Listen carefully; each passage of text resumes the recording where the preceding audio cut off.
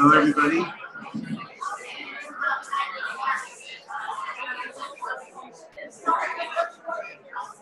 Hello, everybody. Hello, hello. We're going to get started in just a minute. Help yourselves look.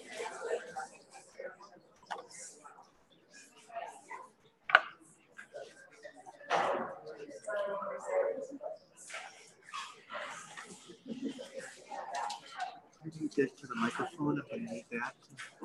What? Okay, check, check, check. Lecture mic mute. It was on, just like 2 seconds. Oh.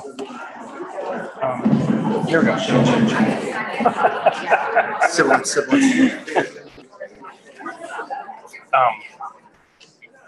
Cool, man.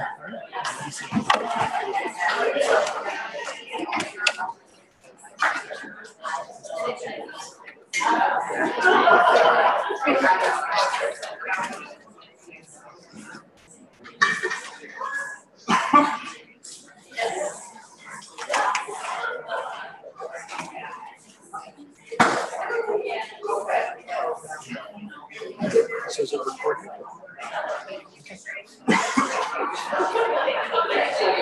Actually,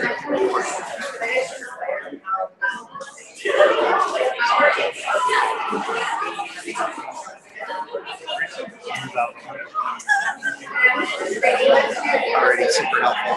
Very excited. Actually, could you just go to this desk and back?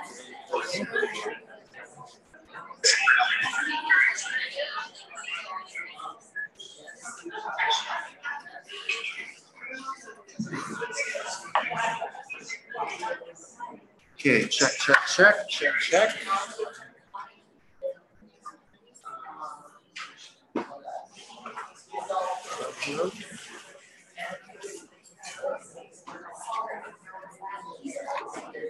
All right, Dr. Singer, can you hear me?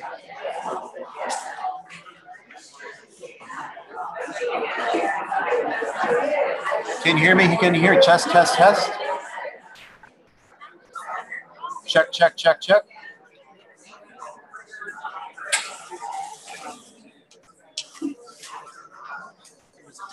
Yeah. It's the timer.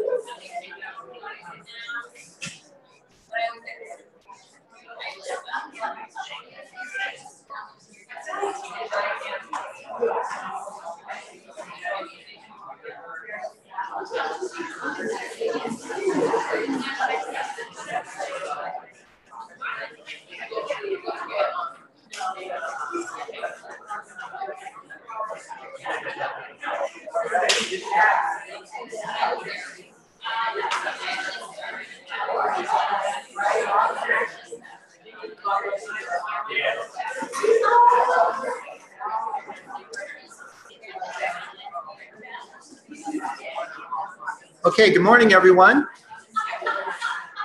We are going to get started. This is a real thrill to be here with all of you. It is the 12th annual Summer Institute, and my name is Michael Kelly. I recognize lots of people here, but in case you don't know me, I'm an associate professor here at Loyola. I've been in this school since 2006. My practice career before that was I was a school social worker, first in Addison and DuPage, and then in Oak Park in their elementary district for 14 years. I've been a school social worker at all the levels. I was an intern in high school and then junior high and elementary. I am just deeply, deeply interested in a lot of the stuff that you all go through every day, even the stuff that isn't so good because I'm a researcher now. And what's really exciting is that this meeting is not only all of us sitting here in this wonderful room on this wonderful day, but we're also live streaming this potentially around the world, which is what this goofy headset is, thanks to Dr. Singer, who you'll hear from later today.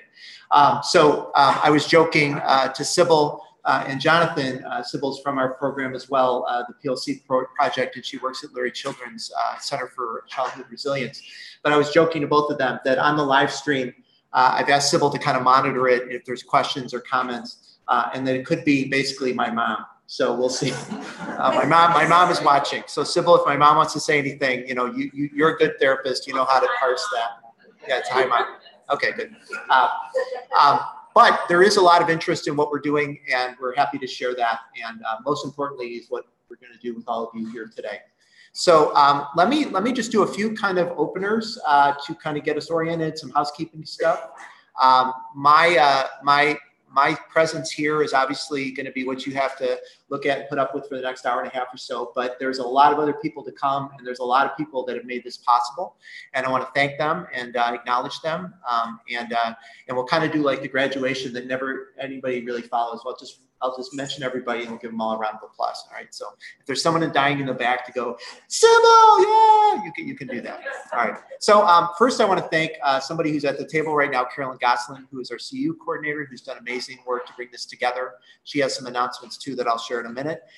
Amy Greenberg, who are you here, Amy? I haven't seen if she's here yet. She is our Director of Student Services. She is a lifer in the school social work world. She was a school social worker in CPS for a long time, and she and I knew each other through this program that we're doing right now.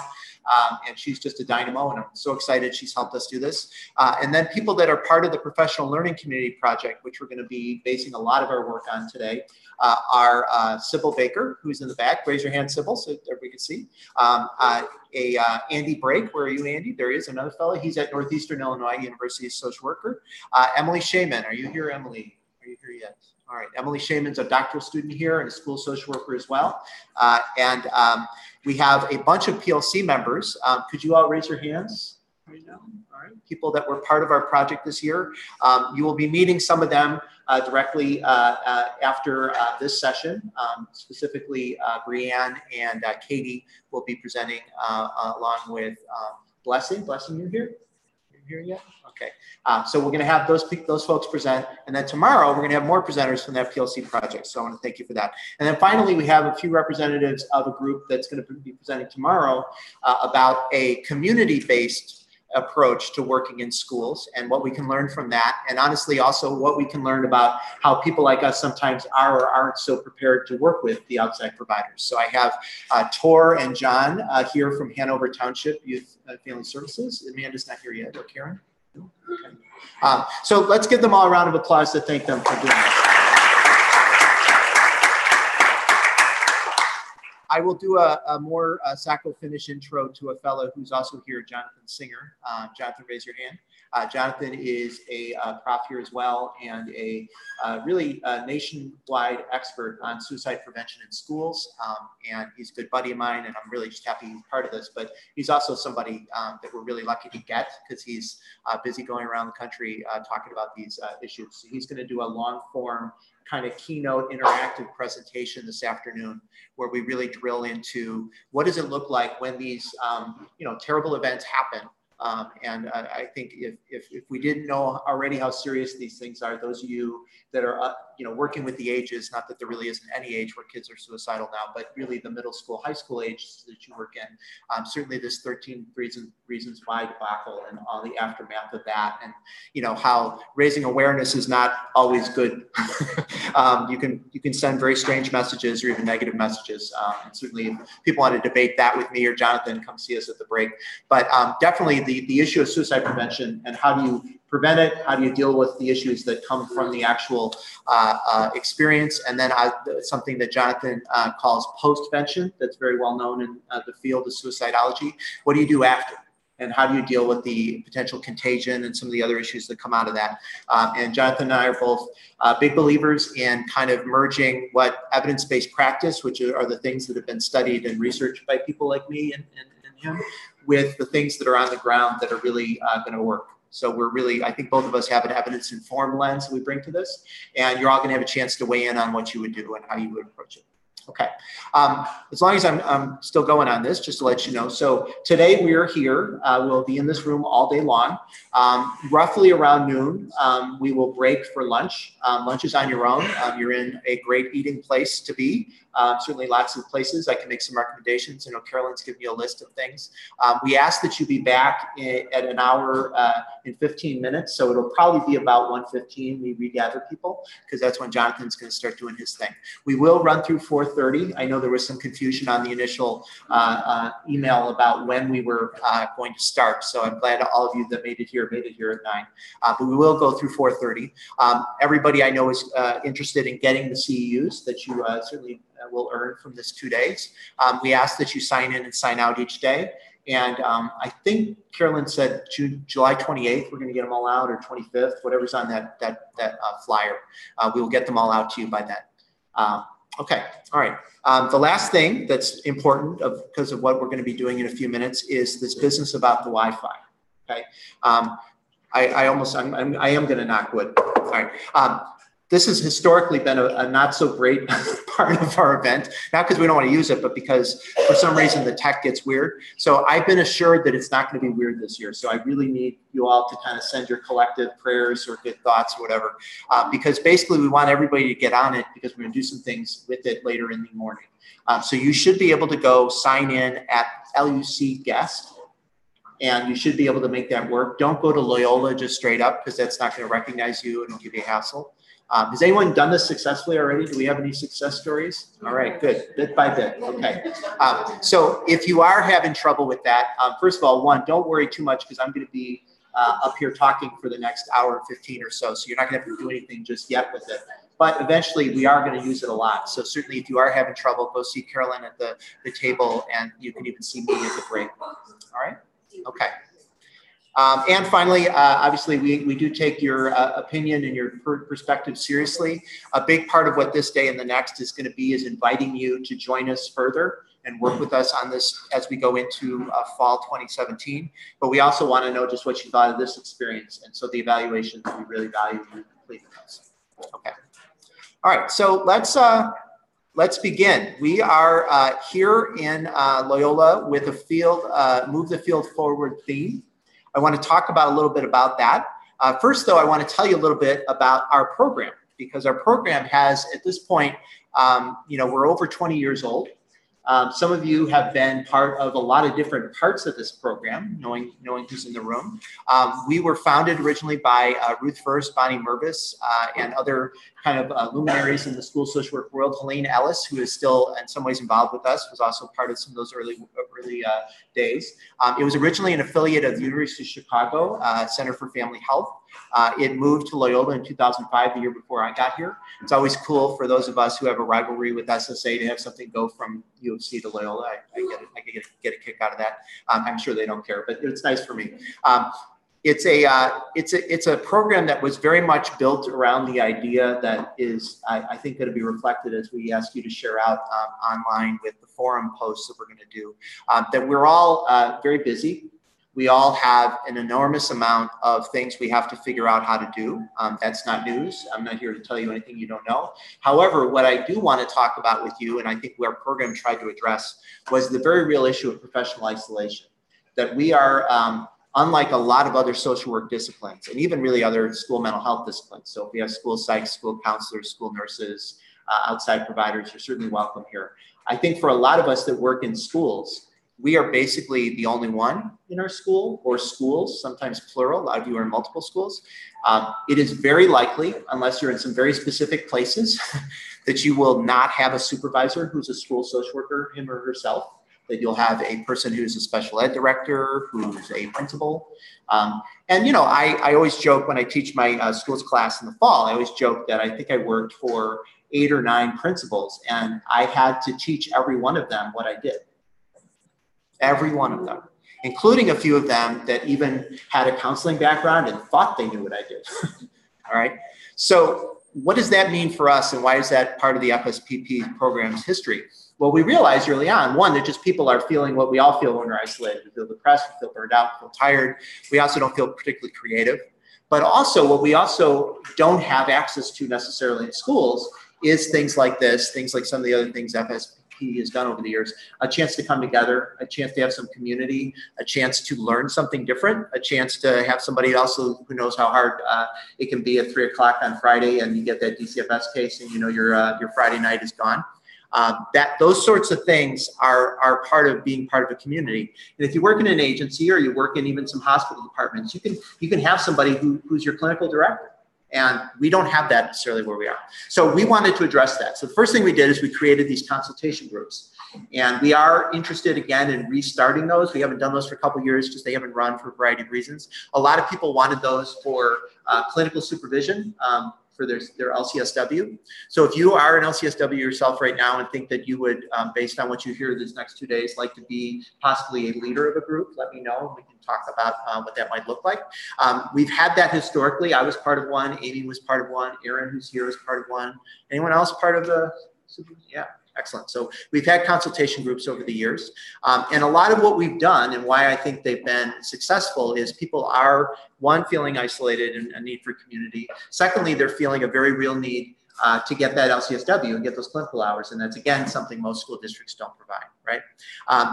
The other piece I think that was our value add that we're still really committed to and we're still doing is this idea that schools are full of labels. They're full of deficit thinking. They're full of lots of people, even now in this kind of brave new world of RTI and MTSS and all the things that we know are at least trying to get started where we are. There's still this idea that you as a kid, you have to have so much in the deficit ledger to get help, right? You either have to be referred for special ed or you have to have a label or whatever.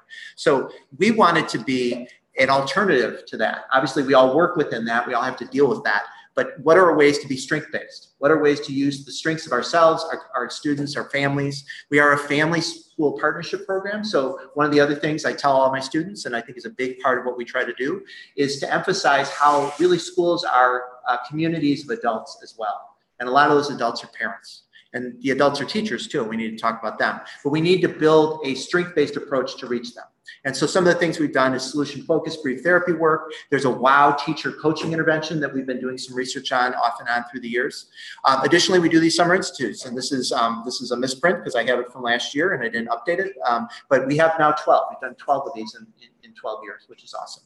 And 2 years ago, we realized another thing that we wanted to do because we are conscious not only that you're not necessarily having a clinical supervisor, but also usually when you have your PD and CU events, you go to them and it's usually, for me, it was about 20 minutes in where I realized this really doesn't have anything to do with what I do, right? And sometimes it did. I mean, sometimes I needed to learn how the new reading curriculum was going to play out because there was SEL components or I needed to be able to explain it to parents or whatever. But by and large, a lot of the PD I wound up getting sent to was for other people in the school community. And I didn't necessarily feel like it resonated for me. And additionally, when I wanted to get more advanced training or I wanted to move up the salary schedule, I didn't really have offerings that made sense to me as me. So we took that on and we've created a certificate program, which has another cohort we hope to field. Applications are open. You can talk to me about that. It's in that program I sent you all. It's 15 credits, so you would move over a lane. It is tuition driven, so it's not cheap in the sense that it's, you know, a couple $1,000s, but I think it's worth it. And you get to work with me and a lot of other people that'll be here today. All right, so all of that is to say that we've been at this for a while, and with your help and being over 100 people today, we've done this with over 1,000 people. All right, and I say that all not to brag, but just to say we've learned a lot along the way, and a lot of us here have that experience to draw from, and you're going to hear from all of us today, and hopefully we'll hear from you. So this is us last year, same place, deja vu. I just like this picture because you guys are cool. And also that's Jim Raines, who's our president of SWA and a Loyola alum, and maybe even live streaming right now. Sybil will tell me. So what is the theme for today? We're going to talk about, for the next 2 days, becoming visible, valuable, and vital in your school mental health practice. And beyond that, I like the way the 3 V's go. I think it also speaks to what I think is really a gap in the skill development kind of training work that researchers like me do. We are very hard at work, and a lot of the people that stand up in front of you like me often do this, that we're essentially telling you how to do an intervention. Right? Like we've done the COM classroom and we're coming to train you on it, or we've done CBITS and we're coming to train you on CBITS or second step, or we could go down the line. All of those things have value, and certainly some of you may be yourselves trained in those things. But what we also know, and this is not a news flash, but it is a persistent problem, that even when people have the resources and the training and the time, that's big three, to do evidence-based practice or be more intentional about doing things at a prevention level, so that tier 1 or even tier 2, other things happen, right? There are things that either stop you from doing that or reduce your ability to do it the way you want to. Or the thing I've often heard, and my friends at Midwest PBIS have really ratified this in their work, what we often experience is people are told to essentially perceive that prevention, that evidence-informed work as extra, right? Do your caseload, meet your minutes, fill out your reports. And again, those things will never stop being what we do. But if what we really want to do is make a difference for our schools beyond those 30, 40, 20, 30, whatever your caseload is that we see, we need to also have a lens that takes us beyond that to say, well, maybe if I did some things at a prevention level, I'd have fewer kids coming down into tier 3, right? And what would it look like for me to do that? So these are necessarily speculative ideas at this point. And I say that not because I think I just made them up in the shower or anything, but that they have yet to be fully tested. Part of the work that Andy Brake and some other people sitting here today are going to do with me is we are going to test these ideas more fully. We're in some research projects doing them right now. But I think what they speak to, as opposed to come to a 2-day event and learn how to do these 4 things. I mean, we're going to give you a lot of exposure to 4 things or 5 things or 6 things. But beyond that, or maybe deeper than that, is how do you put them into action? How do you make them things that you can actually go back in August, September, whenever you all hit the ground again and say, I'm going to actually be able to do this. And so part of what these 3 Ds get at is what are the characteristics of people that do this work and thrive, right? Because it's not enough to just do it. We want to thrive. One of the things that I did for 14 years was became increasingly aware of how much being a school social worker had in common with being a runner. I became a runner about 4 or 5 years in. Any other runners here? Anybody else? Okay. I didn't just become a runner. I became a marathon runner because of what school social work taught me. Right? I mean, by the way, being a marathoner is an insane thing. Only do it once unless you really, really like it. Don't ever do it again if you don't. But the process of training for one is absolutely what I experienced when I look back at my 9 months year to year. Is you have to prepare yourself, right? You have to get in a headspace where you're able to strap it down and do it. At the same time, you have these breaks. Like a lot of us, unless you're in year-round school, are yourself on a break right now. And most of you look pretty rested. And hopefully that's true for you. And hopefully you've got a few more great things going before you go back. But so we have this intense time, right? We have this thing we have to do something with. And we have to do something with in a fairly chaotic context, right? And that's why I want to talk about the traits that we've learned so far of what it looks like when people are doing that and thriving.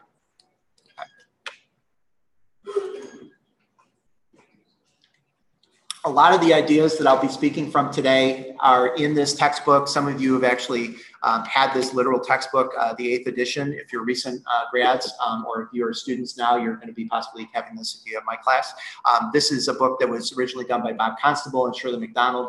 I'm old enough to have had the 2nd edition taught to me. I was at Jane Addams. It's now in its 8th edition. Proud to say that Emily and Andy and Amy and a bunch of other people in that book that are part of my work are part of it. And again, it's a book that I think has a lot to offer in terms of thinking about the stuff we're going to do today. Another thing that I'm really excited about, and I'm really hoping we'll see, because I think it's about 10 o'clock right now in Japan, is the way that the work we do and the way that other people around the world are doing this work. And so I want to just give you a little context. You can see maybe some people you recognize in there. Jenny Mead from SSA is there, Emily that I've already mentioned, Sybil, Andy, let's see, we have Michelle Petrowski, we have Sarah, Sarah from our PLC group, Caitlin Morris, who you'll meet on slides later. We have Cassandra McKay, and you all went to UIC, she's there. And then most of the rest of the people there are from a delegation that came from Osaka Prefecture University last fall to come basically learn about school social work in Illinois. And what's exciting is the woman that's kind of kneeling down a little bit that's in green, her name is Noriko Yamano, and she is really she's really a force of nature. I've never been more excited and kind of anxious in a car ride than I was with her, because she's just a force. She's constantly talking, she's constantly thinking. She's amazing, and she not single-handedly, but with her dogged determination. When we talk about being visible, valuable, and vital, she has been part of a government commission that is essentially enshrined. I just heard this 2 weeks ago. School social work into Japanese law, and their target is to have 10,000 school social workers hired in the next 5 years, which, by the way, we don't really know in our country, but we don't really have many more than that in our country, believe it or not. We don't really know for sure how many school social workers there are because no one has a master list, but it's basically between 10 to 20,000 roughly. So if they can get 10,000, that would be awesome. So if any of y'all speak Japanese, or you're like my freshman year son who's taking Japanese, maybe you can be a school social worker in Japan. The work I'm about to speak to and from, some of it is referenced here. A lot of his work I've been directly involved in. I have a website that a lot of academics have called academia.edu. And you can go reference and look at those things and download those articles, and don't just take my word for it. Okay, so I want to walk the walk and do a little bit of talking about data and talking about research and laying the context for what it means to be visible, valuable, and vital. And one of the things that I feel really clear about is that people that I've been working with for a while now, doing survey research and some of the qualitative research I'm about to show you, we're beginning to see some very consistent themes that emerge. Some of them are actually very encouraging. I want to lead with those, and that's what this slide's about. We are seeing a shift that people are, despite all the barriers you all endure and have to deal with, people are making their practice more ecologically informed, which I'll explain what that is in a minute. We are seeing more people that are, maybe some of you all sitting here today, who really are making their use of data, they're accessing evidence, they're explaining their work through data, less of a mystery to them and less stressful, and just becoming things they know how to do and they feel comfortable doing. And that's a big target, I think, for being visible, valuable, and vital, when you feel that comfort level. What also is clear, though, is that we have a lot of people that aren't there yet. And we also have, I think, sometimes a breakdown between the people in the academy, so the schools of social work and field placements, and what actually then winds up happening when you're in your career and you're 12 years in. So there's a lot of things that I want to kind of highlight that relate to this. So the first one is an article based on our survey data. The last time, some of you may have taken this survey, so thank you very much, in 2013. This is our second national one that we did. We had the most responses that, as far as we can tell, anyone's ever had for an American survey ever, 3,769 responses.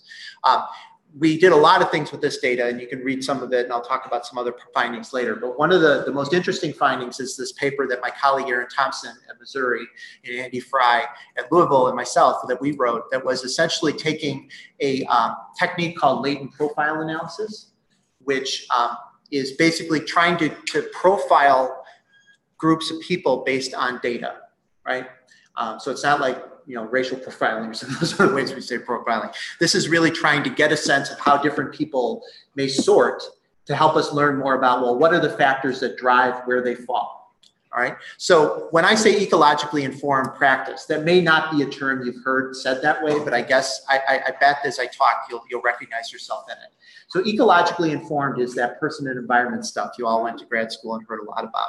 It's the time where you are sitting with a kid who has an IEP, who has, maybe he's on the autistic spectrum, but he also has a brother that's doing drugs and is getting in trouble, and parents that are basically struggling with whether they're going to be able to afford their mortgage and whether they're at risk of being homeless, right? So on one level, that's a kid on the spectrum, and you need to deal with that. And that kid may have goals related to their behavior in class or social skills or what have you. But you also have a brother who's actually causing the family to go out for grabs, and a family that may not even know where they're living, right? And again, this is just stuff we do. So I'm not here to tell you anything on that level that you don't know. The problem is that we also know that for a lot of us, the pressure is pretty strong to just look at that one kid, just treat that kid. And yet we know that those other things really impact. We know those other things actually can make a real difference. That maybe, for instance, if your younger client who has an IEP and has autistic spectrum stuff, and you know much about kids on the spectrum, you know that one of the things they have real trouble doing is kind of keeping keeping stimuli out. They have some real sensory issues often. They have difficulty managing emotions, right? So if you get the family to calm down, you get the family to be stable, maybe some of his behaviors change too, right? So again, ecologically informed practice can hit a lot of different levels. It can hit that teacher consultation piece where you work directly with the teacher, who very often, in my experience, may initially find the kids on the spectrum pretty interesting because they're really good with adults, and then they get a little annoyed when they only want to talk about frogs, so they only want to do their assignments that are on Tuesdays and Thursdays. And you all know who I'm talking about here.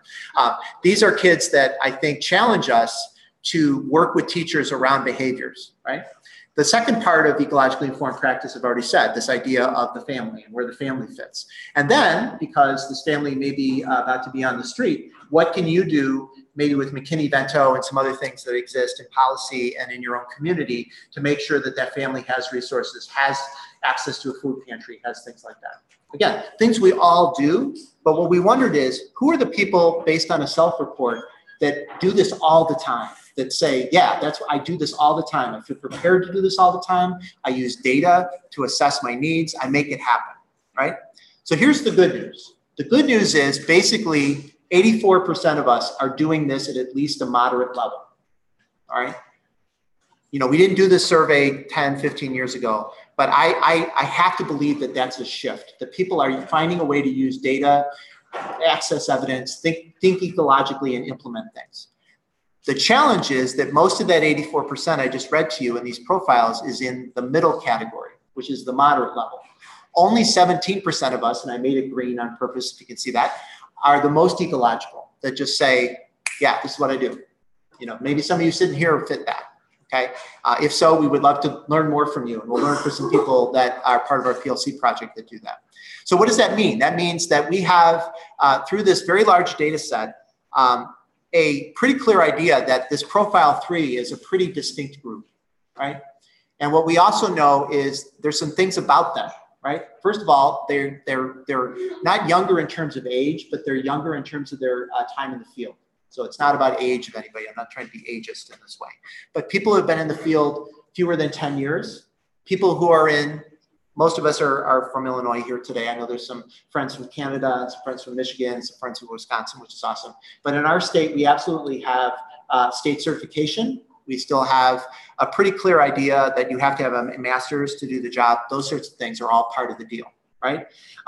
We have historically assumed that getting that training that they get from, you know, Loyola, Jane Addams, SSA, Aurora, wherever we all went, that's enough to get them out there in the field. And I think we're clearly seeing that's not the case. That beyond that you all want CEUs and may want to keep your license up, if you've been doing this at all for an amount of time, you've probably hit some places where you think, you know, I really need to know more about this, or I need to get better at this, right? And that's also coming out that the people in profile 3, they get that done. They find ways to get that help, all right? Because they perceive themselves as having access to these things, right? And we'll talk more about that in a minute, about how do we increase that access. All right.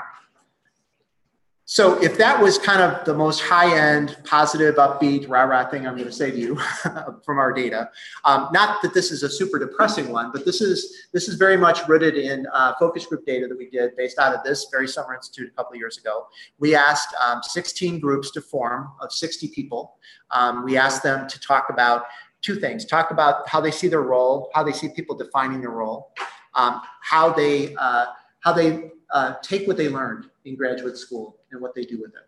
All right, so those 2 main themes. So what we learned was that people are largely defining their roles in reactive rather than assertive ways.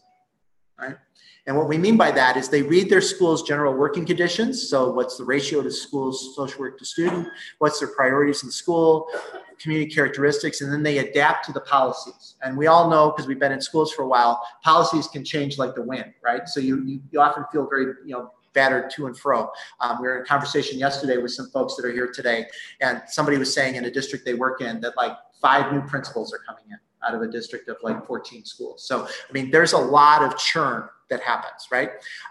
And these imperatives are also coming from different directions. So participant responses to these demands meant they had to vary their role a lot, right? And I think that one strength, to be strength-based for a minute in that, clearly that's part of how we survive. That's part of how you all do the excellent work you do, is that you read the school. You get in and you say, this is what this principal wants. This is what The lead teachers typically focus on, this is what this powerful PTA president wants. And you manage to handle that. What also is clear, though, is that people often don't feel that they know how to assert what they want to do first, if that makes sense. That they're often in this kind of wait and see approach. And we had some of that yesterday with a project we were doing where people essentially said, I want to be part of this project, but I need to get to my school in the fall and see how crazy my principal is. And that's an interesting and very honest comment, because that's speaking to, I think, what we're at, is that we're often in this very reactive mode. Another thing that is very much a concern is they reported a lack of access to needed training and interventions that fit their school's needs. So if you do show up, I mean, you all are here today and you're going to tell us in the next 2 days what your needs are. But if you show up in a school and it's September and all of a sudden everybody's going down the road of an SEL track where you're going to focus on specific pieces, or this is the year that your school really tries to get response to intervention, pre-referral stuff right, and you say, you know, there's parts of it I just don't know enough or I'd like to get better at, where do you go? How do you access materials? And I'm here to say that we're part of what we're doing and we're hard at work doing is creating a range of materials that we want to share and make freely available to you in the coming year.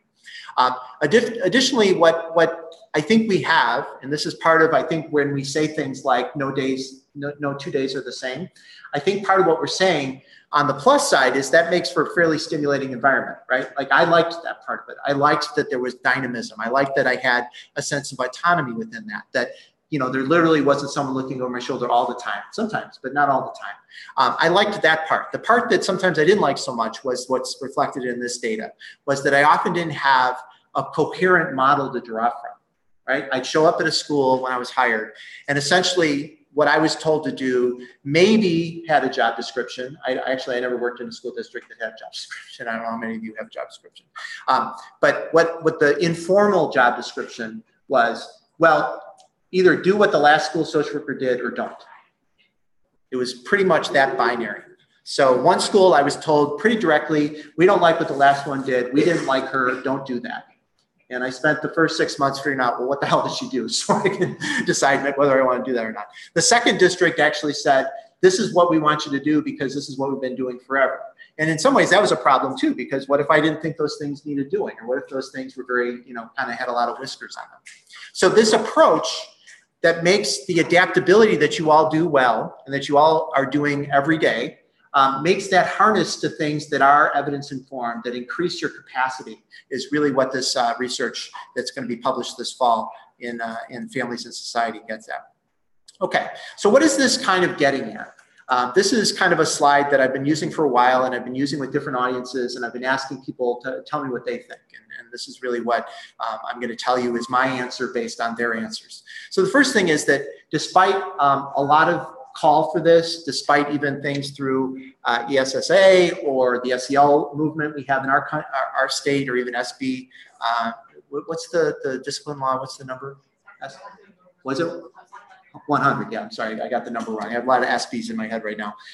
SB 100. So despite some things that are clearly calling for us to be prevention oriented, to be thinking about ourselves as part of almost like a macro practice in the school, we're not consistently doing that. We're not consistently promoting those things, even when we want to, even when we're part of that 84%. Because by the way, the other 16% were kind of like, they're the equivalent of my sons who just, you know, when they don't want to do something, they say, I'm good, right? So the 16% were the I'm good group. They're like, yeah, I'm fine. I'll just close my door and do my minutes and I'll go home. But the rest of us, that's not us. We want to do more. We want to be part of more. But even when we want to, it's hard. The second one is that people report a lack of preparation, that they feel like they don't have either the tools or the skills, or I think even more so, the ongoing professional learning community. That's really where it is. A lot of you have tools and skills. It's, do you have a place to say, hey, how'd you do this? Or, hey, did you ever try this? That's the stuff that we lack. All right, and what that turns into is a lot of the things that either people have ordered, like and bought as curriculum and said, you're going to do this, either sit on the shelf or we don't implement them well, or we get frustrated because we're not feeling like we're moving on it. So even when we have innovative ideas, it's hard to put them into action. So the question that been asking everybody the last couple of years, and I'm about to give you a brief version of an answer this morning, is what can we do to train the future and current workforce to become more visible, valuable, and vital? Here we go. So here's our answer. The first is We have to get online tools to people, and they have to be, in our view, evidence-informed, free, and easy to use. All three. Okay. So many people have shared with us in another focus group we did that people are going on Pinterest and finding things, going on Pinterest in a pinch before you got a group in an hour. That's fine for what it is, but Pinterest is not going to necessarily be an evidence-based clearinghouse, right? People are often just throwing things up there. Okay. Teachers pay teachers is also another potentially interesting place to go. But how evidence-informed is it, right? How would you even know? Okay. There are lots of tools up there that are really great and have great evidence, and they're expensive, right? That's a problem. And sometimes there's tools that are free and up there, but they're hard to use. Who's going to have time to do an hour-long social skills group, right? I mean, what school is that does that, right? So these are the things that we want to tackle. And so some of you maybe have been to this page already. Schoolsocialwork.net is a page, a website that we've created. That community site that I've invited you to, that I'll say more about in a little bit, that's another version of what we're trying to do. That site was started by Scott Carchady. I don't know if he may be on the live stream right now. Hello, Scott, if you are. He's a school social worker in Illinois and just a tech whiz and a terrific guy. And he started this site a while ago, and then we relaunched it right before early November. And that is where we hope to house a lot of this stuff. And we are going to continue doing that. The next thing we need to do is I think we have to look at our field placements, and we're doing that as well. Not in an accusatory way, but to say, how do we build the field placements that implement this stuff, right? So we don't want to be so far out in the school social work education area where we're teaching things that then people in the field say, well, that's never going to happen. Or, no one does that, right? Likewise, we want people that are going into the field to get exposed to a lot of the dynamic work that's happening. So we're doing some work with that I can tell you more about if you'd like at the break. The last two are, and this one is very much in process of starting. There'll be more to say about this tomorrow. We're looking to develop a network of school social work master mentors. People who have really got some expertise in some specific areas. And I'm asking some of the PLC group to give us their expertise and kind of their areas that they'd like to be contacted in. And we're going to try to build a network of people that informally mentor each other. Because again, a lot of what we learned from that focus group data I just showed you is when people are stressed out, it's not like you just completely sit there by yourself. I mean, you may still feel isolated, but you usually call a friend, right? Sometimes it's a friend that isn't a school social worker, but it might be someone in another part of the district, or maybe if you're a big enough school, even someone down the hall. And oftentimes what we learned from our focus group data is people essentially experience those calls as comfort calls. They experience them as places for people to say, yeah, this sucks too, or, I struggle. And at one level, that's awesome because it makes us feel like, oh, okay, I'm not totally alone. I'm not totally crazy. But the next level, how do you have someone you can call that not only empathizes with you, but says, well, did you ever try this? Right? That's where we want to get to. And the last way that we want to get to that is something that we've been doing a lot of in the last 2 years. I'm doing a big project in Canada with this. I'm doing a version of it here. I'm doing another version in Michigan that I'll be speaking to. We have a friend from Michigan, very cool. Professional learning communities, creating an ongoing, structured way to come together to work on a task, a problem, a topic. All right, so those are the examples I'll talk about in a minute. So this is the website. Who's been to this site so far? Just to the site. Okay, a few of you. Okay. Here are the sections that we have. We have interventions, tools for practice, and research that matters. We are definitely accepting submissions, people who want to participate and submit things. We're very interested in that. Certainly this community page I've invited you to is another way you're going to be able to participate if you want. We did focus groups, as I said, last summer, and that's where we kind of learned about how often when people are trying to find resources, they just kind of go to the first place they find it. And we want this to not be the only place you go, but we want this to be a user-friendly place to go. So certainly if you want to go there and give us feedback, hey, what about this? Why don't you do this? Please do. So since we relaunched in 2016, we have over 1,600 Facebook likes. I don't really know what that means, but I'm told that that's a fairly good thing. We have 335 Twitter followers. So the cool part about what we've got on that, thanks to Scott, is we or you, if you put something up there, we post it and immediately it posts to Pinterest, to YouTube potentially, definitely to Facebook, definitely to Twitter. And these are some of the people involved with me on it so far. So Ruth Thorne Johnson, who I think is going to be here tomorrow, not today. Michelle Patak Pietrafasa, who is past president of Ohio State, Ohio School Social Work Association, and then Scott. The next thing that I want to talk about, because it gets at this issue of visible, valuable, and vital, is how much we need to think about our time, right? I think we could all probably have a really good venting session about time in school social work or school mental health. It's very rare that people feel like they have enough.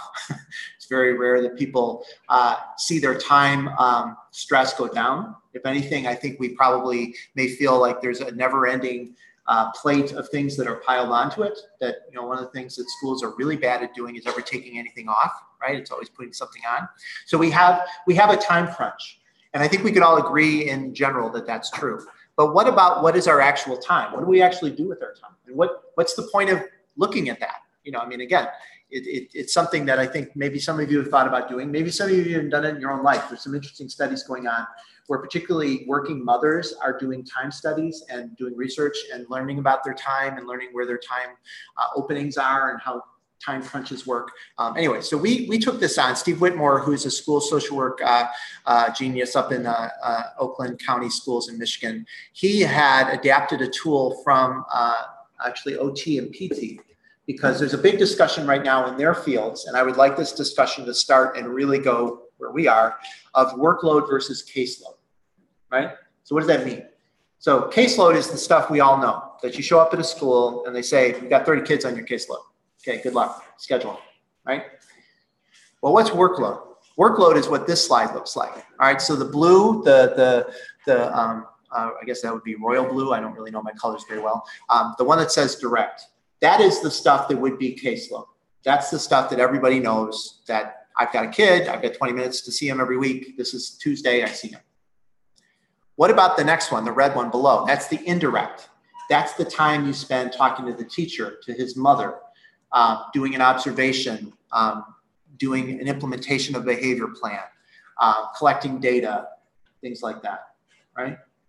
The next one is the crisis, which again, we all know happens. But interestingly, and this is, by the way, an average of this time study project that I did with Steve and about roughly 11 people per year. It's not as much as you might think in an 8-hour day. When people were asked to code for this, what they found was most of what they were coding for were the other three big domains. They were coding for documentation, which was the paperwork, the report writing, the indirect, which is all the other stuff that goes into a case, and the actual sitting with the kid doing stuff. And, you know, again, there's lots more to say about this, but for today, clearly what we see from this data, we got 2 years of data now, we're getting ready to write it up and submit it, is we see that for most of us, most of the time, and Michigan has a lot in common, by the way, with Illinois in terms of having a real special ed focus and having very caseload driven, that even when you have a caseload, that tier 3 level that you're working on has all this other time that goes into it every day, right? Again, probably something as I'm talking, you say, well, yeah, I see that. Well, here's the trick. How many of your districts account for that at all in your time allotment?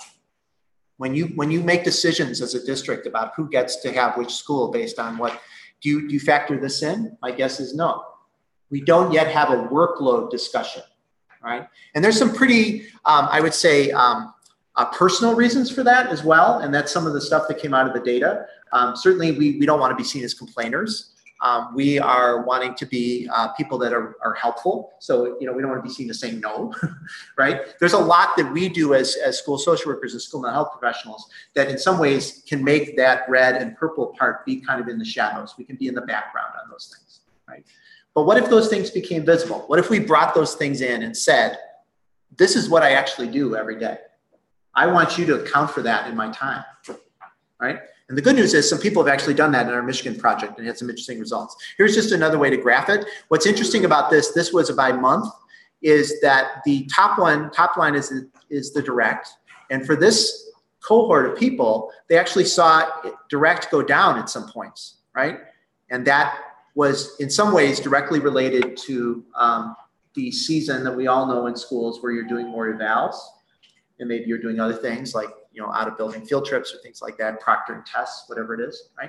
So again, what if you as a department, those of you who are in big enough groups to have a department, what if you all decided this year with us to do a time study project where you actually looked at this tool and did it? And you used that time study tool data first for yourself. I should have said that up front. None of this was mandated by their principal, right? This was all coming from their own voluntary participation, which I think is really important because you want to feel like you have control over this data, that you can use this data for your own ends initially. But what if you all decided as a group you wanted to do that? And what if you found there were some trends that you wanted to then go to management about? So what are some things that this group did? The first is a question that is a bit of a provocative one that I think is one that I'm really increasingly thinking about is direct service the most valuable service? You know, clearly it's part of our mandate in states that have heavy special ed populations. In other states that don't, though, there are other things that are considered as important, if not more. And the direct service is often not seen as last resort, but is seen as something you build up to, right? One of the best ways I think we can assess whether we have a healthy relationship with direct service within our district is, are there really clear referral, assessment, and criteria mechanisms to get kids into services with you, right? Because if there isn't, what likely happens is a kid has a freak out, a teacher has a freak out about a kid's freak out, all of a sudden there's a meeting, they catch you in the hall, maybe there's even a meeting where they do a domain or whatever, and all of a sudden this kid's on your caseload. Does anyone recognize that, right? That is problematic for lots of reasons. First of all, maybe that kid needs something but didn't need that, right? Secondly, what we also know is for lots of us, we don't really have a way to, once the kid's on our caseload, to decide whether or not he still belongs there, right? Whether he could be moved off in some way, or we could triage it, or we could go down in our service. So thinking about what direct service is, and again, I'm happy to have that conversation more with you all in the year to come. What do you do when your principal wants you to handle general ed crisis and your SPED supervisor says you should see special ed students only? Again, a very Michigan-centric issue possibly, but what I thought was really useful was people were able to use this data that I just showed you to explain why that was an issue. This one I thought was really interesting conversation we had with, does a crisis end when a student walks out the door? And the answer, of course, is no, that you can have a crisis that then turns into direct service, that then turns into documentation, okay? How many, and this one I think cuts to all of us, especially as we're hopefully on some vacation time now. How many hours should we work when the contract says 37.5 hours? And the best example I can give, and Lisa's here and she could ratify this, she's one of our project members. We had to make a decision pretty early on as we were doing this, that we were going to make the time study, because we had people do it once a month for a week. We made the time study go from 6 a.m. to midnight, 7 days a week, because we had to account for time that people were spending. And I don't want to scare you. The people that did this time study, they're not insane workaholics, and you know, but they had work they had to do, and they often do it after their kids were asleep, or they got up early in the morning and did it. And again, that's an issue of workload versus caseload. So what do we learn from this group? Stuff I've already said. Every hour of direct service, there seemed to be another 2 hours that really is unaccounted for. Like we're not making any provision for that. We're not explaining that. We're not honoring that. The largest indirect service was consultation with staff, which I think is awesome. This is concerning given the stuff I've just said to you this morning. School-wide prevention work was less than 20 minutes a day, okay? And what that speaks to, again, is I think that time crunch, that sense of that's extra. That's, I'll get to it if I get to it. All right. So another piece, the field piece. If we want to move the field forward, we need to gather people together, right? I mean, it's certainly not going to work if somebody like me or Jenny Mead or Amy Greenberg or anyone else is trying to exhort people in some way. We have to move as a group. So last year at this meeting, I gathered 8 schools of social work. We had Aurora, we had Jane Addams, we had SSA, U of I, UIC, Jane Addams, and Loyola. We also had Columbia from New York and Ohio State. And we all came together with 10 field supervisors. Who's a field supervisor now? I'm just curious. Who's about to have an intern? Okay, just a few of you. Okay. So we gathered to say, well, what's working in field placements? What do we want to add? What do we want to change? And so this work is very much ongoing. So there's not a lot I want to say more about it just yet, other than to say that we are going to be having lots more happening in the coming year. Our goal eventually someday, if we get there, is to collectively decide on some of the key components of a field placement and essentially try to make sure everybody in every school, regardless of what school you go to, does them. And my really pie in the sky hope is that we not only do that, but we build that core competency kind of matrix, and we actually make it available through schoolsocialwork.net so everyone around the world can use it. And then we have maybe lots of people learning some of the same things. But, you know, again, lots of work to do on that front. So the last part of the morning I want to speak to is this PLC project, the work that people have done with us, some of whom rose their hand a little while ago, to try to take on these very kind of complex issues I've just talked about. And so what we did is we created a year-round, 2-year PLC project. These are the people involved, Emily, Andy, Colleen Cicchetti, who's not here today, and Sybil Baker, both from Lurie's. The goal was to give people some structured training and support to help them think about their work at the 3 tiers. We gathered using like an online go-to-meeting type thing. We did that once a month. We also had in the 2nd year and 1st year in-person mentor group meetings where people were mentored by people. I'll talk about that. And then we did research on that. We interviewed people in their schools. We interviewed their principal at the end of the year about how they viewed their role and responsibilities. And these are some of the research questions we asked. We basically wanted to know, how did they define and view their roles now in relation to tier 1 and tier 2? How are they getting better at those things, and how are they enhancing their work? How do they see themselves as leaders now, and where they want to be? All right, and what are the factors that impact that? So the 1st year, we had 11 folks stay with us all through. Again, the things I just talked about that we did. We had these mentor groups that did their work. Year 2, we had a number of people return. We also had other people that came on for the first time. And some of those people that returned, and a lot of them are here today, they offered to be mentors to the incoming group. And so those are some of the people you're going to hear from today. So again, what I think we're at when we look at those PLC interventions is when we gather people together, and I don't want to say too much about our outcomes yet because we're still in analysis and we're still working on them. But clearly what this group did is it definitely had a bit of the comfort call. People did feel less isolated. They did feel a sense of community, but they also were really teaching each other and learning new things. And they weren't just learning from us. If anything, they were getting more out of, I think, interacting with each other. Increasingly, I think what you'll see tomorrow with the 2 panels that are going to present, they found common ground around some specific issues that they think are important. They're not all, the people you hear from tomorrow are not in the same district. So one presentation is going to be about prevention work in a variety of ways, including mindfulness and executive functioning and social skill training. The other presentation is going to be about restorative practices and how to do restorative practices in schools. And again, those are the things that probably are on the radar of a lot of your schools. And what this PLC project did is allow people to start to try to consistently implement these things, which is very cool and exciting. All right, so what does this add up to? This adds up to this idea of visibility, value, and vitality. And I'm going to give you just fairly quickly some examples of this, both from my own work, but also from 2 people who were not able to be here today. They send their regrets. They're with family on travel, but they gave me permission to share their work. So the first is, and this, by the way, is all up on the community forum that you all signed on for. We'll walk through that more after break. But this is meant to give you just a sense of, you know, where am I on this? And this is not like one of those checkout line quizzes. You know, you get 3, you're good. You get 2, you're bad, something like that.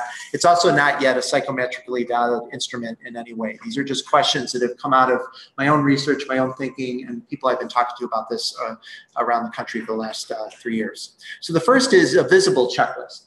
How much of your work is done in public? How much of your work is done where everyone else can see it? How do kids know how to find you? Right? Do you have a referral process that respects your role, your professional expertise, and your sanity? And the best way to measure this is, are you in a district where when that table sitting around talking about the OT and the PT and the speech and the social work, and at some point there's a discussion of who should be given, who should take over for services, are you viewed the same as the OT, speech, and PT? Do they defer to your expertise? Or do they all look at you and say, as they often said to me, well, he doesn't have a dad. He really needs a social worker, right? Or it would be really good if you saw him. Or you've been seeing him for a while. Why isn't he perfect, right? That doesn't happen as much to the speech person, right? That doesn't happen so much to the PT and OT. Why? Because they, first of all, have a referral process. You don't just get to show up and say, I need PT, give me. But they also have ways through instruments and scales and data to say, this kid is on this level, this is clinically significant, this is not. Where is your office? How often are you out of it? How often are you doing things that are out of your office that are visible? How many parents know you and don't just know you when their kid's in trouble? So one of the things some people that we worked with yesterday said that I think is really exciting is their district has taken on the idea of just calling parents early in the year with a positive call, and doing that as teachers, as school social workers, before the call that you inevitably might have to make for some kids. Do you bring data to meetings? Are you seen as somebody like the OT and PT usually is, as somebody who has data? When something great happens and you were involved, you get credit. Why or why not? And are you perceived by most of the stakeholders in your school as a school leader? All right. So meet Dan Connors. All right. Dan is a school social worker in CPS. This right now he's at the Howe School of Excellence.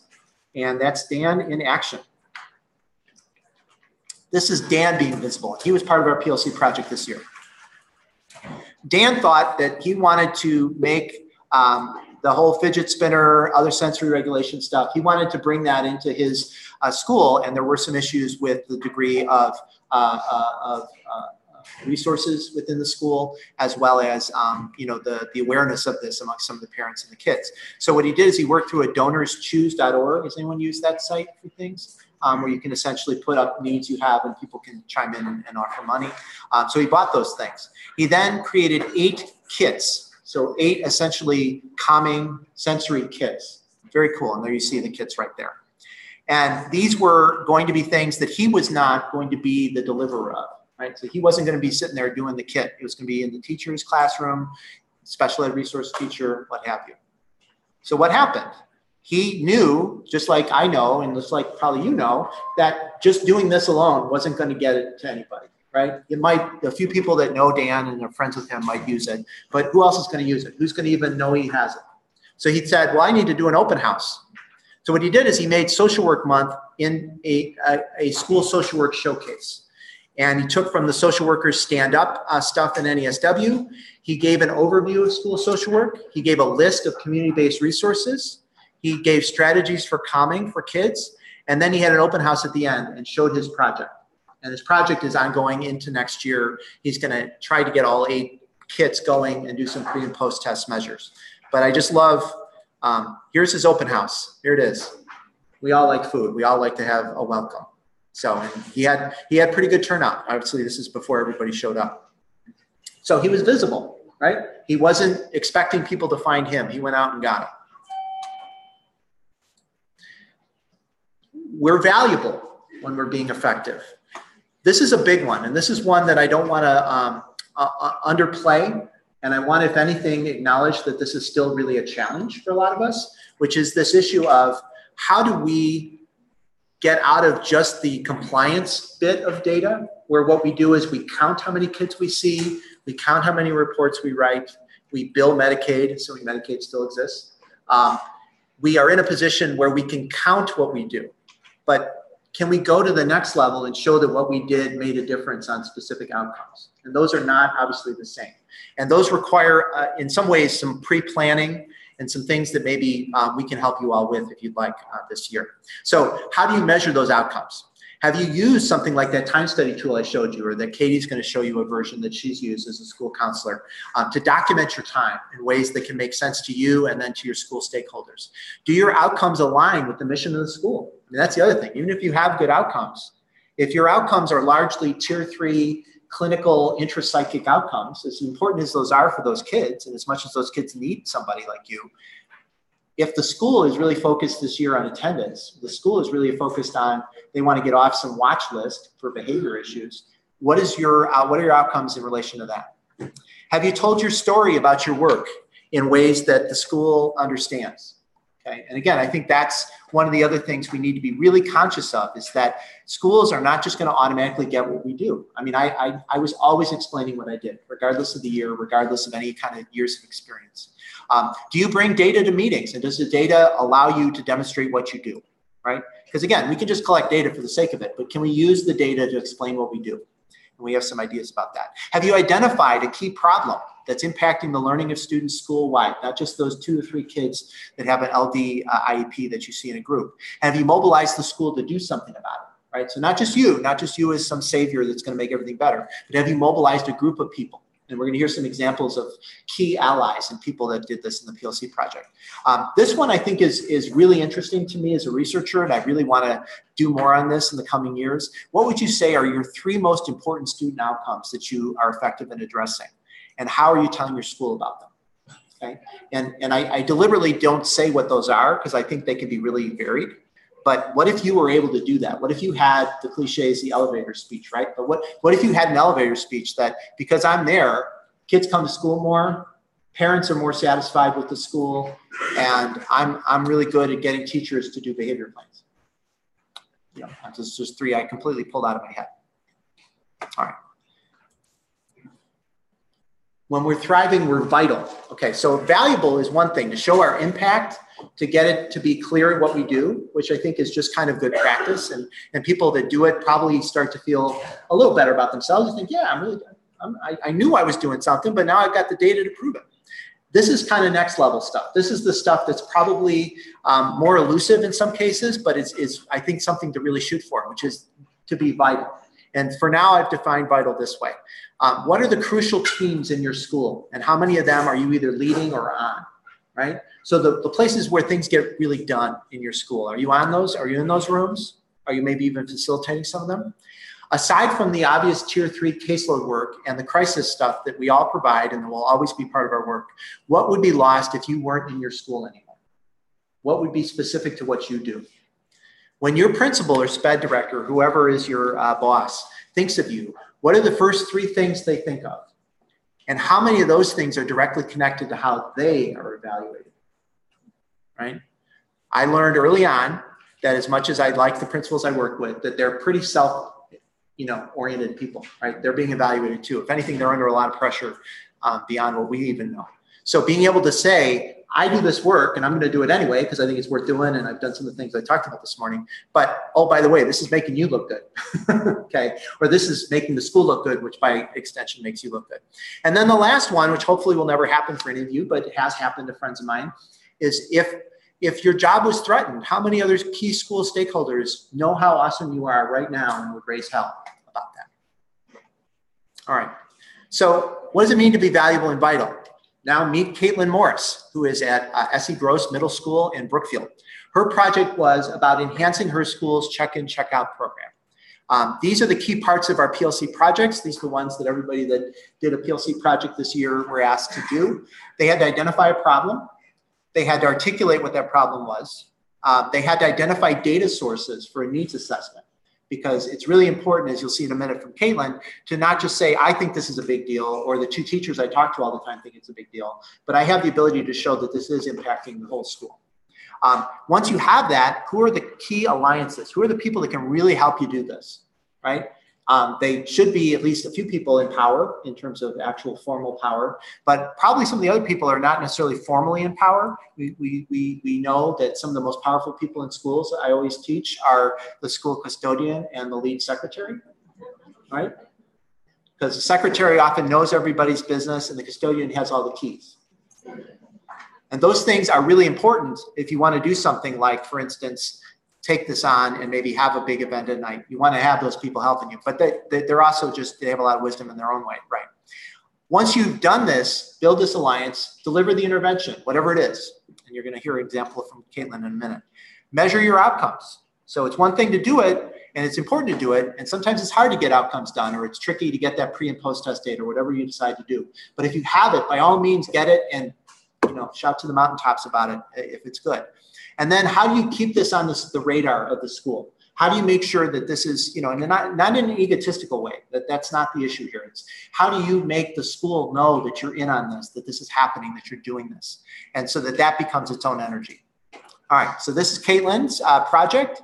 I'm just going to show a few pieces of it. This is some of the stuff that she just spoke to, I just laid out. She's in her 2nd year in the school. So again, this does not require you to be there forever. She got there and saw pretty clearly, oh, this is also an important detail. This was the first time they had a full-time school social worker. So she had a bit of like, okay, I got to show what I can do. MTSS was pretty limited. Like lots of schools, maybe some of your schools, there's a tier 1 where there's curriculum and there's at least stated kind of, be respectful, be responsible, be safe kind of stuff. And then there's all of a sudden tier 3, right? And tier 2 is kind of this murky thing where it's not even clear if it's happening. And that was part of what her school had. It had this kind of vague check in, check out tier 2 level. So it was unclear to teachers. Teachers were forgetting to complete forms daily. So that a real issue in terms of validity and fidelity. The point teachers were collecting data in their own way. So they were just kind of winging it. And they were given rewards in their own way. So again, a kid, depending on the classroom or where they show up, is going to get a different response. Obviously, those of us who have looked at that program know that that's a problem. Some were doing really well. Some needed coaching. So it wasn't black and white. Some were actually really doing awesome with it. This issue, just like the caseload issue, was caseload for them. That some kids were on check-in, check-out for very long periods of time. And as you probably know, that's not what check-in, check-out is meant to be, right? If a kid's consistently on it for a long time, either that's not working and we need to do something more intensive, or maybe it is working and we need to say, that's fine, let's monitor it. This is really important too. That part of why they stayed on it was that people were reluctant to take them off because they thought they needed it, right? Again, in this kind of way that lots of people do the work that around us. They say, well, yeah, you could exit him from social work services, but he seems to really need it. And what if he doesn't do well next year? Things like that. This kind of vague sense that you would be letting them down, right? Or hurting them somehow. So kids were kind of thrown on to check and check out at the end of a team meeting, not with certainly a lot of data, but not with a lot of real kind of thought about why that was. All right. And then there was also the forms themselves were not really age appropriate. All right. So they took that on. Here are her key allies, obviously pretty important people to have: the special ed teachers, the teacher leaders, and the assistant principal. I would say that's kind of a World Series of good. Here were her data sources. Again, these were, and I'm a big proponent of this, by all means, collect things that are already being collected, okay? Don't create some elaborate scheme where you have to find it all yourself, and like have things. That's where that school secretary can come in handy, because she can actually give you access to that stuff. So these were the things that she used. This was her visibility. She was in these team problem-solving meetings. She was working with the check and check out point teachers when kids were assigned to them. So rather than just kind of going down the check and check out hatch, okay, we're going to actually work on this together. I'm going to do some consultation with you.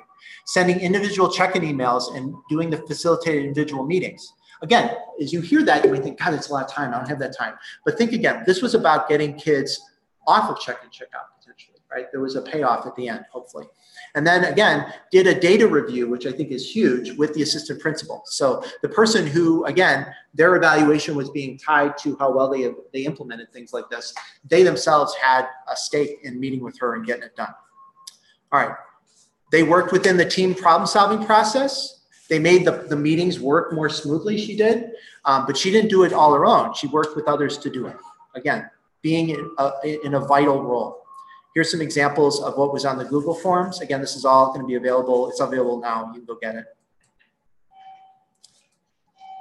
All right. So here are the outcomes. So by doing this, fewer kids were being put on check and check out plans, right? More time was being put in meetings to work on the goals, and students that were in need were being more clearly identified. There was, and again, a lot of this is anecdotal at this point, and Caitlin's not here to share all of the data she's got, but teachers and students were anecdotally saying they were more clear on why they were on check and check out, why they were the check and check out mentor. By the end, everybody was using the same data collection process, which I think is huge if you know how schools work, as you all do. The data review meetings helped to dismiss more students who were progressing, which again modeled to the team that it wasn't Caitlin being, the evil school social worker, but this was getting done. All right. When kids graduated, well, actually before that, they even faded kids. They got kids slowly off, which again, I think is a good, and again, those of you who have training in MTSS stuff specifically know that's a big part of kind of behavior interventions is you do something and you fade it. You don't just go black and white off, you fade it. And then finally, she put together graduations. She had a celebratory lunch with their point teacher, and she anecdotally shared with me and Katie and Brianne that those were really positive, and kids were really excited about that. It's always amazing to me, you know, given all the fidget spinners and gadgets and, you know, all the things that we say about kids, how much excitement they get out of getting to have lunch with their teacher. Like that just feels like one of these like persistent, wonderful things about our kids. All right, so what worked? Again, she's not just saying, I did this, thank you very much, try the veal, we're done. She was like, we're gonna actually take this and make it better for next year. So the first thing that worked, obviously, is having the data before the meetings and having the agenda, staying to the agenda, having those individual meetings and follow-up meetings, having a 6-week review, all right, making those forms standardized and helping people learn how to do them, sharing those data results with parents and guardians, having that lunch. What didn't work was clearly just keeping them on forever. Having the one-time training was not enough. There needs to be ongoing training, and she's going to do that next year. And she sees this as a work in progress. And a lot of what you're going to hear from the various people that are about to come and talk is these are progress reports. These are not finished products. And one of the things I'm most excited about when we think about being visible, valuable, and vital is this can be part of your lifelong learning. This does not have to be one shot. All right, and that's how she ended her presentation. All right, so what did we learn from that? And what did we learn from Dan's? And what are we going to learn from the various people that are presenting on the next 2 days? They all thought about identifying a problem. They thought about identifying the data sources and doing a needs assessment, getting some initial kind of prelim idea of what this is and what it needs. They didn't just do it alone. They built other people into it. So they made other people aware of it. They got their buy-in. Now, it didn't have to be everybody, but key people. They were doing the intervention. So that's a key part. Sometimes the way schools go and how crazy things get, it's hard to even do an intervention, but they did it. They measured their outcomes and they kept it on the radar of their school. They used social marketing ideas. All right, so Sybil, do we have anybody on the YouTube that wants to say anything? Do we have any? We have people watching. We've had up to 10. About 10 people? Wow. We're down to 8 right now. People come Okay. No comments, but we've got some likes. Okay. All right. Good. I feel validated. Would you put in the comment box if people have any questions, just in case you did? All right. So yeah. Everybody's either just liking what I say or they're. Yeah. All right. So, well, I did want to give first dibs to the people online if and when. Well, now probably because I said that, my mom will send in a question. Hi, Mom. How you doing? But this group, questions, reactions, things that land for you so far. And then I'm going to talk about the agenda, a bit about the community site. And this will be a little herky-jerky because I'm going to take your question and restate it. So if you could either stand up or be real loud. Thank you. Yeah. Just really quickly, it's not really a question, but I live in a rural area and I had a self-contained day school and a public school all at once for one school year. And I did the data collection, not by day, but I did it by thing, whether seeing a student, a group, the administrative stuff, whatever. And I kept the data all year long, which was sometimes painful. Yeah, it's hard to do. A lot of time. But that data got us an additional social worker next year.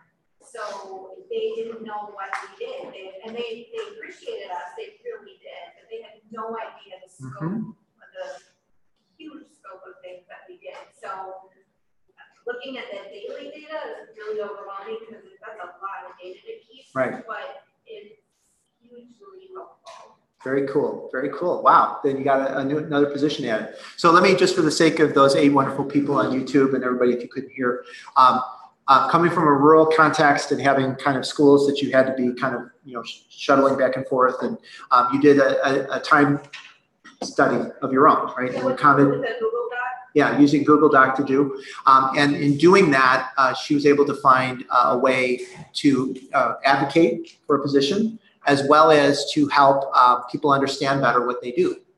And again, the Michigan Time Study Project had a few examples like that as well, where administrators had kind of aha moments and said, wow, I didn't realize you did all that. Or, oh, wow, I've always been pulling you into things and maybe I should be more aware of that. And so that, and a few people actually had some positions added or changed, their job was modified as a result. So there is power in this data collection process. It's not always those outcomes, but there is power. The other piece, just to be clear in case I wasn't as I was talking, was the Time Study Project project that I told you about, and Katie will tell you her version of what she did in a minute, but we asked them to do it for a week over a month, not every day for a month. So it was a week of data, right? Lisa, you guys had to do a week of it.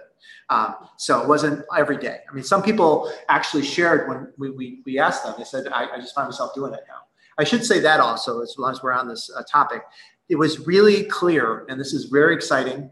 And my hope is, again, knock wood, my hope is by the end of next year to have this time study tool on an app that everybody can download and use for free. So stay tuned on that. I'm working on that right now.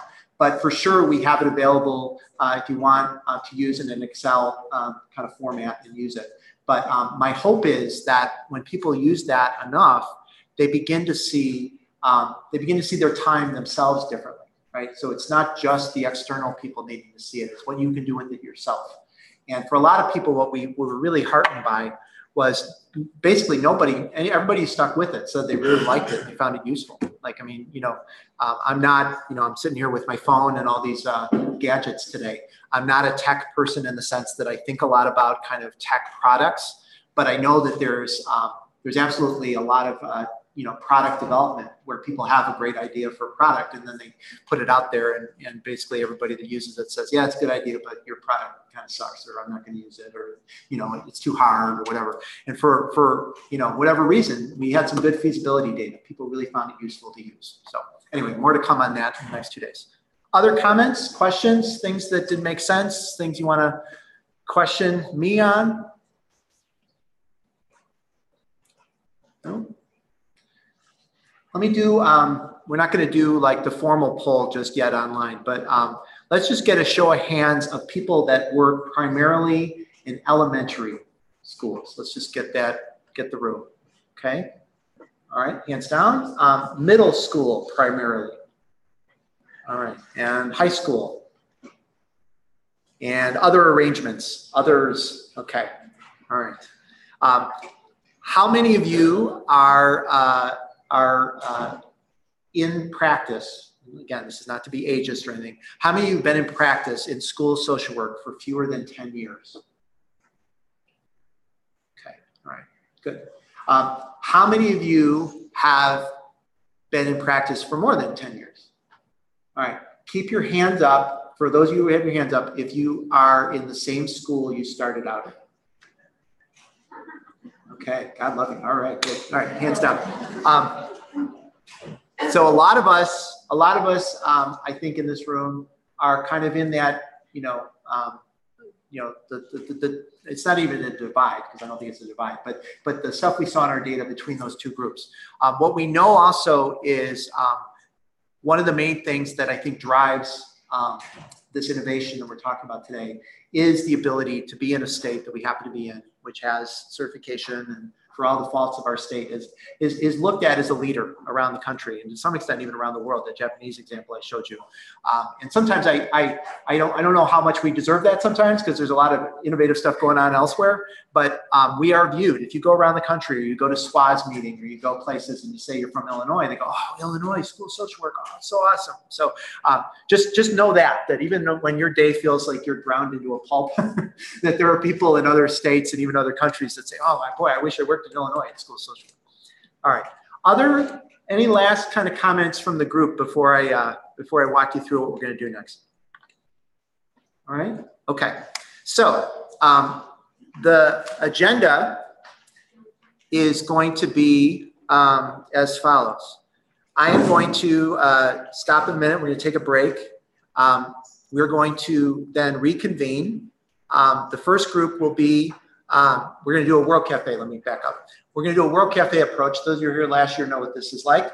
This is essentially what I call kindergarten station for grown-ups. Okay, all right. So if you guys work in kindergarten classrooms, you know what I'm talking about. That there's a time they say stations and kids go to the next activity, things like that. We're going to do that with ourselves. We're going to rove around a little bit, not too far, not too long, but basically upstairs. Katie is up there already. Hi, Katie. Katie Stizek is a school counselor in Albany Park neighborhood where your school is? Volta, right? Yeah. So she's going to talk about her time study work and what she did as part of the PLC project. We have Brianne and Blessing. Where are you?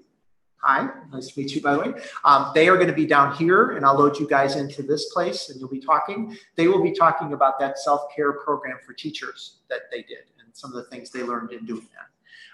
So what we're going to do is, after we come back from the break, and we're not going to count off by twos or anything. Basically, half of you go upstairs. You can go up the stairs right out the door. Bathrooms, by the way, I should have said, are in that space. I'll say more about the bathrooms in a minute. Go upstairs and hear Katie's presentation first, and then the rest of you stay down here and hear Blessing and Brianne's presentation. And then I will say stations, and then we'll have passing periods, and then one of us will switch. Right? So they'll stay where they are, but you'll switch. And we'll do that, and then we'll come back and we'll do a reflection. You can start thinking about this reflection now of why you do what you do. Has anyone done this before? This is a pretty cool thing I learned recently from a writing workshop I was in. All of us right now, those of you who have gotten onto the community site, have a forum you can go to that's on that community site that has asked this question, that has asked you essentially, let's go to it now, why you do what you do. Where did it go? Huh. All right. Well, I will do this after break because it doesn't really matter to do right now. I'm going to ask you to go on there and, to yourself, write a reflection. And, obviously write something you're comfortable posting and post it. And we will, with Sybil's help, we will share those out a bit. We will tease out some themes and think about that with Emily and Sybil. We're going to look at those together. We're going to then go to lunch on your own. We'll come back.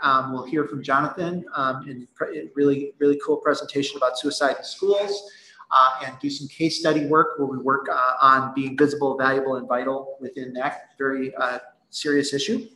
And then we end at 4:30. And then we're right back here again tomorrow at 9. Myself and Andy Brake are going to kind of talk about some of the themes that emerged from the stuff we asked you to write today, and we'll do that. And then we'll go into our second World Cafe, and these are going to be panel discussions, okay? These are going to be Paul McNulty, Danielle, and Lisa. Paul, are you here? Did we see Paul somewhere? He's not here yet. Danielle's here, right? How you doing? And I know Lisa's here. Lucia, Kathleen, and Scarlett, they're all at this table. Raise your hand, guys. All right? They will also be presenting on their work, 3 ounces of prevention. And then we'll take a break and we'll flip. We'll do it again. So each of those will be an hour. And then we will do some reflection. And then we'll go have lunch a little later tomorrow, 12:15 to 1:30. And then when we come back, the Hanover Township folks will share fostering visible, valuable, and vital relationships and programming with school and community partners. And I'm very excited for their presentation. And then the final hour 45, hour 50 or so is going to be us gathering together again and doing some experiential stuff and using that that forum page I'll show you after break and kind of tackling this now what question. What are we going to do with the stuff we've learned? What do we do with the stuff that maybe has stimulated some ideas in you? We're going to offer you some ways to stay involved with us if you wish to, both online and in person. Okay. All right. So I think where we're at now, it's 10:23. Bathrooms are through that door. It is a working office. Not that you guys are going to be hooting and hollering and calling your bookie or anything like that. But be mindful of the space. Certainly, there is Einstein's downstairs if you want to go get a cup of coffee or something. And again, when you're ready, just go upstairs to that session or come congregate around this around that table over there. Congregate over there. All right. See you at 10:40.